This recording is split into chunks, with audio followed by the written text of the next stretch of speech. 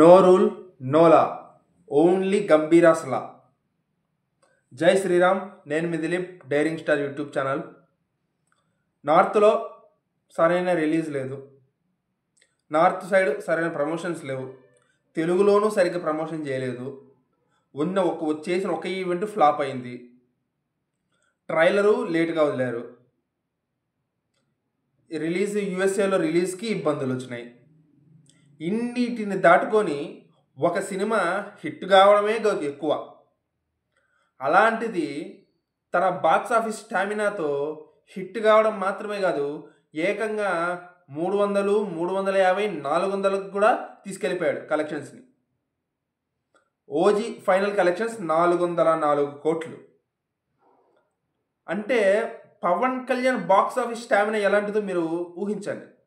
12 ఏళ్ళగా hit లేదు ఒక వ్యక్తికి.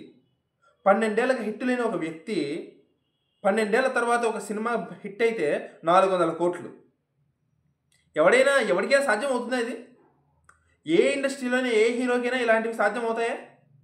10 ఏళ్ల పాటు హిట్ లేకుండా ఒక హీరో ఉండడం అంటే అది ఒక రజనీకాంత్కి సాధ్యమైంది అంతే. ఇప్పుడు పవన్ కళ్యాణ్కి, వీళ్ళిద్దరికీ అలాంటివి సాధ్యమయ్యేది, ఎవ్వరికి సాధ్యం కాదు. ఎప్పుడు ఎవడైనా పవన్ కళ్యాణ్ ఇప్పుడు తక్కువ అంచనా వేస్తే, ఎవడైనా పవన్ కళ్యాణ్ రేంజ్ని తక్కువ అంచనా వేస్తే ఈ వీడియో చూపించండి. పవన్ కళ్యాణ్ అనే పేరుకు వచ్చిన కలెక్షన్స్ అవి. ఓజీ ఫైనల్ కలెక్షన్స్ 404 కోట్లు. పవన్ కళ్యాణ్ అనే ఒక పేరుకు వచ్చినాయి కలెక్షన్స్. సో అది నేను చెప్పదలుచుకున్నాను.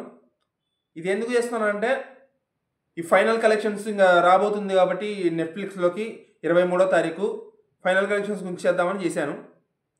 సో ఇకపై ఓజీ గురించి వీడియోస్ చేయడానికి ఏముండదు, ఇంకా పార్ట్ 2 వచ్చిన రోజు మాట్లాడుకుందాం. మళ్ళీ దాని గురించి ఏదైనా అప్డేట్స్ వస్తే వీడియో చేస్తాను, అంతే అనమాట. జై హింద్.